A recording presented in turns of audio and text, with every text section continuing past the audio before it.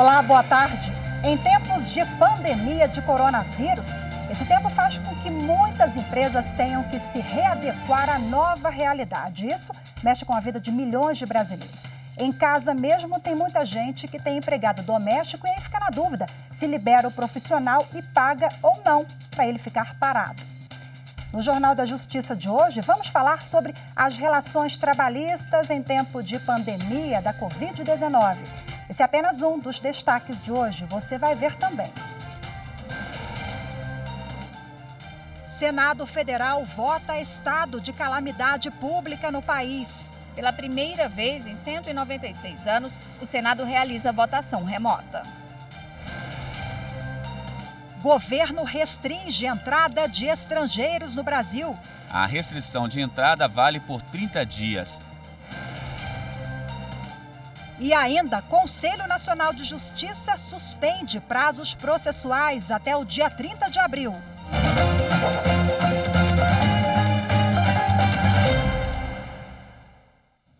E a partir da próxima segunda-feira estará restrita a entrada de passageiros estrangeiros de voos internacionais no Brasil.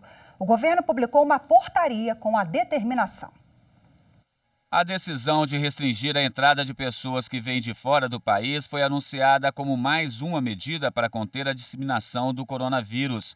Na lista de países com restrições de entrada estão a China, integrantes da União Europeia, Islândia, Noruega, Suíça, Reino Unido, Irlanda do Norte, Austrália, Japão, Malásia e Coreia.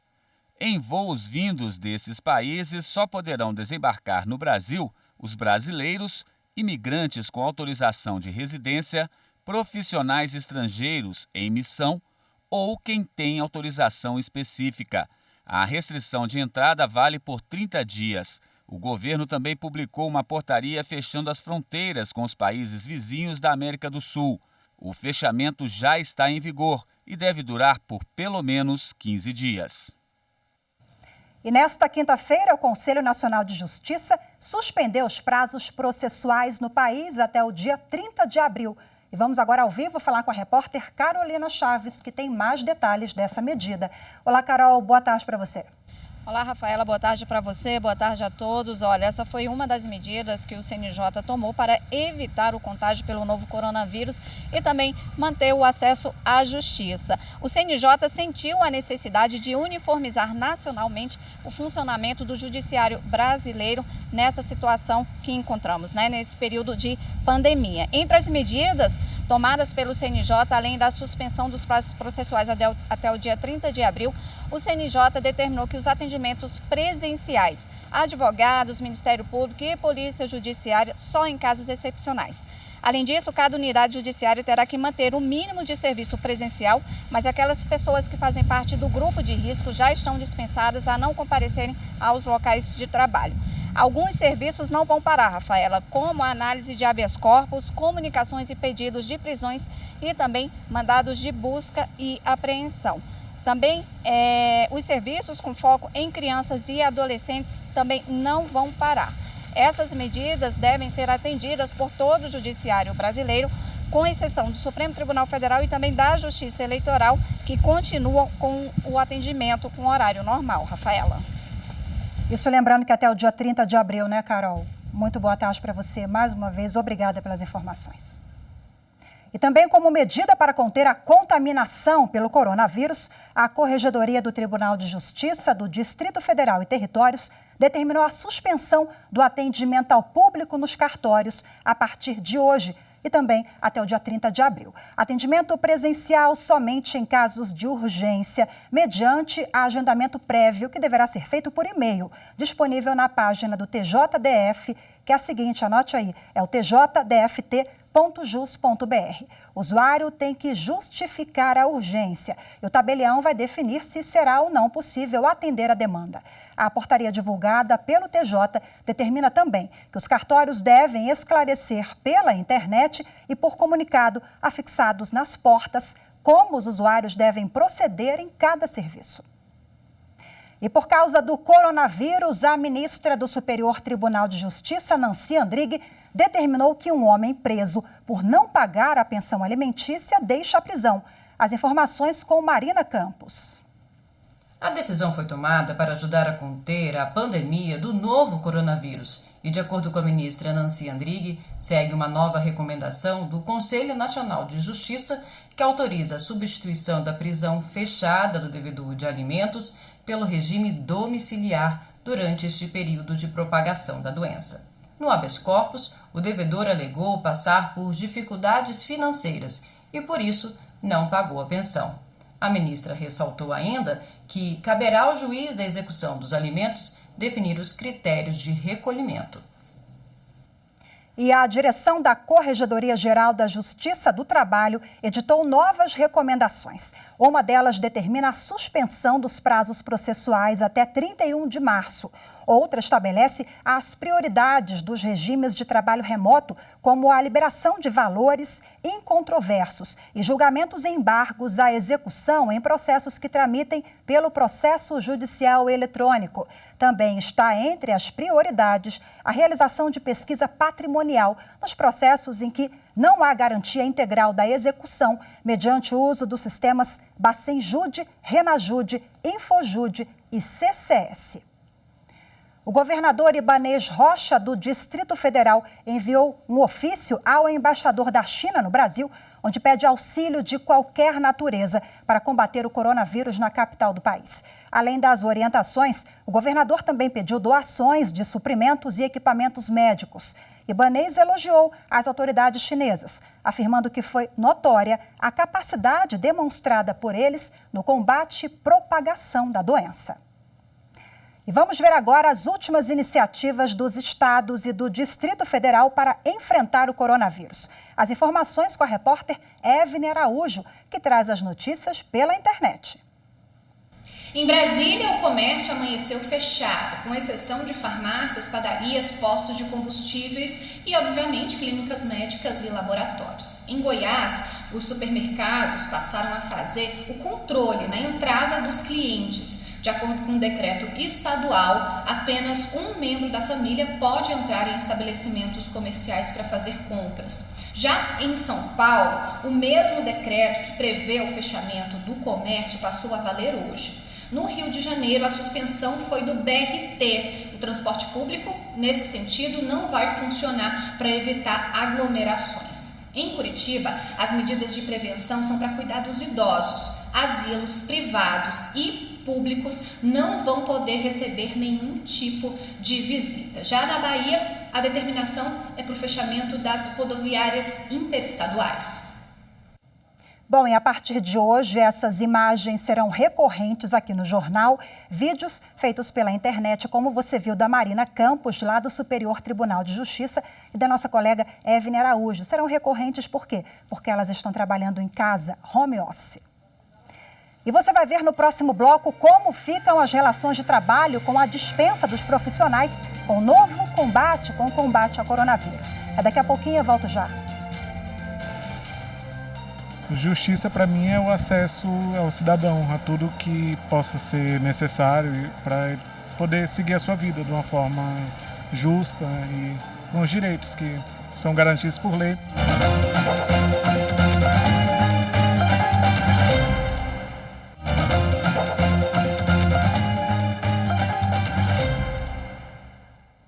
E nesta crise do novo coronavírus, um dos artigos mais procurados é o álcool em gel, que praticamente desapareceu das prateleiras de farmácias e supermercados.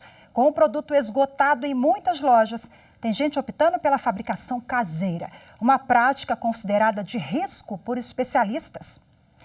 E por isso a Anvisa, a Agência Nacional de Vigilância Sanitária, decidiu agir para aumentar o estoque de álcool em gel e produtos desinfetantes. As mudanças foram publicadas no Diário Oficial da União desta sexta-feira. Durante 180 dias, a Agência Nacional de Vigilância Sanitária vai permitir que as empresas que já produziam álcool em gel e desinfetantes passem a fabricar os produtos sem autorização prévia. A mudança temporária nas regras é uma tentativa de repor o estoque que acabou em diversos estados. Com a falta do álcool em gel, tem muita gente seguindo fórmulas publicadas na internet. O álcool em gel caseiro, além de não funcionar, pode trazer riscos à saúde, como explica o Conselho Federal de Química. O álcool, em altas concentrações, ele não pode ser manipulado por leigos, pois apresenta um grande risco, desde irritação à pele, a acidentes que venham causar incêndios e queimaduras naqueles que estão manipulando. O álcool gel só pode ser fabricado sobre regras específicas pela Agência Nacional de Vigilância Sanitária por empresas legalizadas sob a responsabilidade de profissional da química devidamente habilitado. E as secretarias estaduais de saúde divulgaram até às 7 horas da manhã de hoje 649 casos confirmados de novo coronavírus no Brasil. A doença já está presente em 22 estados e no Distrito Federal. Mato Grosso identificou o primeiro caso de coronavírus lá no estado. O último balanço do Ministério da Saúde, divulgado na tarde de quinta-feira, contabilizou 621 infectados. E o Ministério da Saúde decidiu que pacientes com sintomas de gripe e familiares terão que ficar em casa. Os familiares de pessoas que estão com diagnóstico de síndrome gripal vão receber nas unidades de saúde também um atestado médico para permanecerem esses 14 dias em isolamento. Se nós 3 fôssemos uma família aqui na mesa e um de nós recebesse o diagnóstico de síndrome gripal, os outros 2 não precisariam estar na unidade e o médico da unidade deve dar o atestado para as outras 2 pessoas permanecerem esses 14 dias em isolamento dentro do domicílio. E a campanha de vacinação contra a gripe HN1 no Brasil foi antecipada e vai começar na próxima segunda-feira. Serão priorizados os grupos de risco, como idosos e profissionais da saúde. 75 milhões de doses contra 3 tipos de vírus, influenza, a gripe H1N1, devem ser aplicadas a partir da próxima semana no Brasil. O anúncio foi feito no mês passado pelo Ministério da Saúde como medida para auxiliar na triagem e descarte de casos do novo coronavírus. A meta dessa campanha é imunizar pelo menos 90% do público prioritário. Só no estado de Minas Gerais, esse grupo corresponde a 7 milhões de pessoas. A vacina não protege contra o novo coronavírus. E a preocupação do ministro da Saúde, Henrique Mandetta, é a corrida aos postos de saúde pelo grupo de pessoas mais vulneráveis em busca da imunização contra a influenza. O temor é que aglomerações possam facilitar a disseminação e propagação da Covid-19. O ministro pede que a população tenha calma e os municípios adotem medidas estratégicas para evitar a concentração de pessoas. Por favor, não façam filas no primeiro dia, como se fosse preciso tomar essa vacina. Calma. Vamos tomando devagar. Unidades básicas de saúde do Brasil, descentralizem ao máximo a aplicação das vacinas. Cada município terá autonomia para definir quais estratégias irá adotar de acordo com sua realidade e cenário epidemiológico. Entre as medidas que podem ser adotadas são estender o horário de atendimento nas unidades básicas de saúde e buscar parcerias locais com instituições públicas e privadas para distribuir a vacina. Esse tipo de organização ficou mais difícil porque vários estados brasileiros adotaram medidas de restrições para manter as pessoas isoladas, com fechamentos de feiras, shopping centers, academias e locais públicos. Em São Paulo, a saída foi buscar a ajuda das farmácias. A partir do dia 13 de abril, cerca de 1.000 farmácias vão participar da campanha e ajudar no estado na vacinação. O governo federal anunciou nesta quinta-feira uma série de mudanças para quem tem direito a benefícios oferecidos pelo INSS. O Ministério da Economia anunciou medidas para os aposentados e pensionistas do INSS. O governo quer evitar que os quase 3 milhões de beneficiários que procuram diariamente os postos de atendimento da Previdência em todo o país possam realizar a maioria dos serviços por meio da internet. Entre as medidas estão: o atendimento virtual será reforçado e ampliado. As agências do INSS funcionarão em sistema de plantão e apenas para orientação e esclarecimentos quanto à forma de acesso aos canais de atendimento remoto. Aposentados não precisam comparecer à agência do INSS para fazer a prova de vida pelos próximos 120 dias. Também não será exigida a perícia médica presencial para o pagamento de benefícios como o auxílio-doença e o benefício por incapacidade. Os laudos podem ser encaminhados de forma virtual. Aposentados e pensionistas do INSS que já fizeram o laudo médico poderão anexar o documento ao processo e encaminhá-lo por meio virtual. O benefício de prestação continuada, o BPC, concedido a idosos e pessoas com deficientes carentes, terá análise simplificada e haverá adiantamento de R$ 200. Está suspensa também a exigência de CAD único para o recebimento do BPC. O governo vai pagar os primeiros 15 dias de salário de quem for afastado de suas atividades em razão da Covid-19. O Ministério da Economia planeja ainda pagar um auxílio para os trabalhadores que recebem até 2 salários mínimos e forem afetados pela redução de jornada e salários. E uma das principais recomendações das autoridades de saúde para o combate ao novo coronavírus é que as pessoas fiquem em casa. Mas diante dessa situação, como ficam as relações de trabalho? É o que você vai ver agora na reportagem. Home office, teletrabalho, palavras que se tornaram muito comuns em tempos de enfrentamento ao novo coronavírus. Todas elas significam um trabalho em casa. Essa tem sido a prática adotada por milhares de empresas e profissionais de diversas áreas para atender à recomendação das autoridades de saúde. A possibilidade de trabalhar em casa não é novidade. Foi regulamentada pela reforma trabalhista que entrou em vigor em 2017.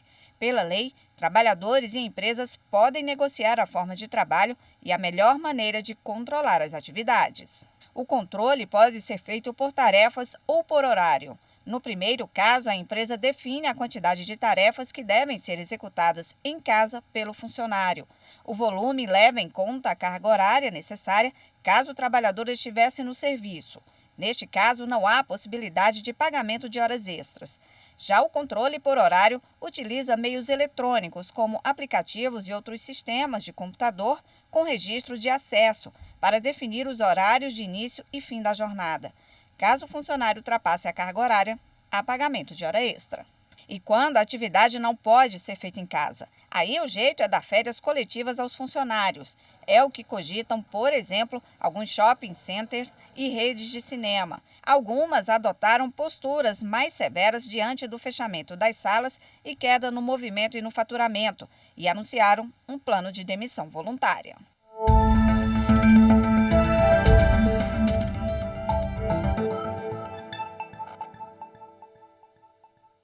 Bom, e para dar continuidade a esse assunto, meu convidado hoje no estúdio é o advogado José Augusto Lira. Seja bem-vindo mais uma vez, boa tarde. Boa tarde. Boa tarde a todos. Bom, acompanhamos agora na reportagem que o governo encaminhou algumas medidas ao Congresso Nacional com mudanças, nas relações trabalhistas, tendo em vista a pandemia que o país enfrenta, o novo coronavírus. Como é que o senhor avalia e quais são as principais? Boa tarde a todos de novo. É importante dizer que a Lei 13.979 de 2020, que regulamenta a matéria, ela procurou proteger a população. Isso é inevitável. É importante dizer o seguinte, o governo aloca para si, chama para si a responsabilidade no pagamento dos 15 primeiros dias. Ao contrário, como disse há pouco a matéria, ao contrário do que se ocorria habitualmente, que os 15 primeiros dias eram pagos pelo empregador, o governo paga os 15 primeiros dias, se ele ingressar em benefício, é um auxílio-doença. Então, para mim, caracterizado, sem nenhuma dúvida, a figura do auxílio-doença. Né? Por quê? Porque, comparando na figura do direito previdenciário, está presente a segregação compulsória. Né? Então, todos os trabalhos que a modernidade vem trazendo, o teletrabalho, o home office, né? O remoto, né? Eles devem ser feitos de uma forma que garanta a segurança do empregado, não faça diminuir a produção do empregador, né, que ele precisa produzir, e que ambos tenham um diálogo em comum. Eu recomendo, sinceramente, que os empregadores celebrem com as particularidades, com os seus sindicatos, né, os acordos com tudo isso que eu disse aqui. Por quê? Para que fique tudo bem claro, né? Ah, mas o empregador pode querer falar direto com o seu empregado, né? Não, né? Vamos envolver a coletividade, né? Vamos nos desarmar dentro de um outro espírito coletivo. Então, todos esses novos itens que a modernidade traz, para mim, deve ser objeto de acordo e convenção coletiva com o amparo do sindicato. Bom, tem um caso sensível aqui, né? São algumas propostas que ainda estão sendo discutidas, que falam da redução do salário, né, em virtude do novo coronavírus, também a proposta de demissão voluntária, o PDV, também antecipação das férias coletivas. Eu acho que o ponto mais importante é a redução de salário. Você acha que teremos isso? Vamos abordar todas elas. Férias coletivas, eu sou amplamente favorável, né? Por quê? Porque você evita a aglomeração, né? Ou férias por setor. Qual o setor que tem uma maior quantidade de pessoas na empresa? Então, vamos retirar esse setor primeiro, né? E isso não tem problema. Redução de salário é algo que deve ser pensado, e aí eu, particularmente, faço um apelo ao governo para que se importe o seguinte: o Congresso, a Câmara decretou o estado de calamidade, o Senado, por sua vez, deve decretar também, né? Então, dentro desse conceito, há todo um lastro para ajudar as empresas, porque se eu partir, eu vou dar um exemplo muito simples, se eu pegar um salário de R$6.000, se eu fizer uma redução de 50%, como se propagou, e eu espero que se esqueça, né, eu vou chegar a um salário base de cálculo de 3.000. Se eu pegar a nova tabela do INSS, o imposto de renda, vamos imaginar que essa pessoa tem a pensão alimentícia. Essa pessoa vai ficar com um líquido salarial de R$ 2.370. Os credores dele, o aluguel, os juros, a casa própria, o colégio dos filhos, como é que vai ficar? Então, eu rogo ao governo, né, que a decretação do estado de calamidade seja feita de forma diferenciada. Por exemplo, por que não reduzir momentaneamente as alíquotas previdenciárias, né, de recolhimento do governo, né? Já que o governo vai ter a possibilidade do decreto, né?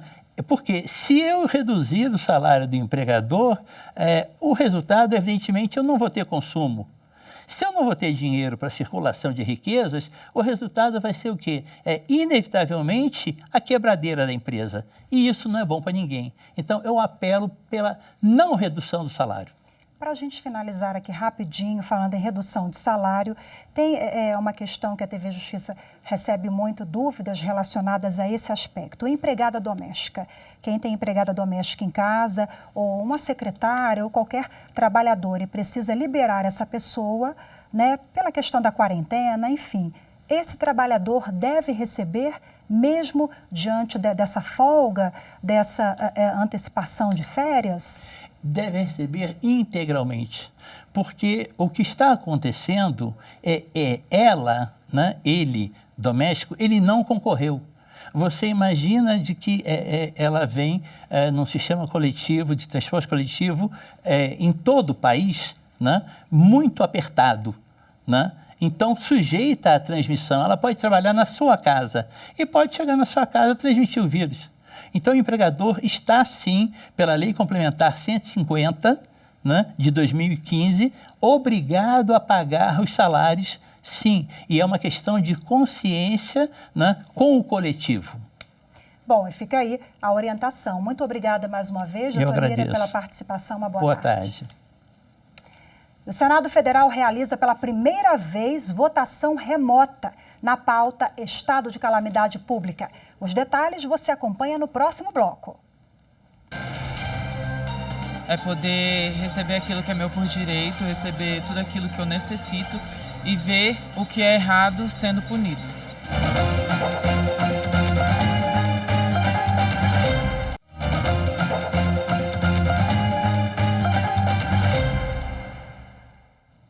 O Senado Federal aprovou há pouco o estado de calamidade pública em razão da pandemia global causada pelo coronavírus. E teve uma novidade nessa votação. Quem conta pra gente é a repórter Carolina Chaves. Vamos voltar a falar com a Carol. Carol, como é que foi essa votação? Olha, Rafaela, pela primeira vez na história do Senado foi realizada a votação virtual diante da urgência da situação. Essa votação virtual ocorreu numa sala do subsolo do Senado Federal e foi conduzida pelo primeiro vice-presidente da casa, o senador Antônio Anastasia. Essa modalidade de votação remota, Rafaela, está prevista em apenas alguns casos, como guerra, pandemia e calamidade pública. Por unanimidade, foi aprovado o estado de calamidade pública. E com isso, Rafaela, ficam suspensos os prazos para ajuste das despesas de pessoal e dos limites de endividamento do governo que já foram aprovados no ano passado. Tudo isso para que o governo tenha liberdade para gastar com políticas públicas no combate ao novo coronavírus no Brasil. Na prática, isso quer dizer que o país está autorizado a ter um déficit maior que o previsto pelo governo, que inicialmente era de 124 milhões de reais. Rafaela. Obrigada pelas informações, Carol. Quer dizer, readequações, tudo para que o país enfrente o novo coronavírus. Obrigada.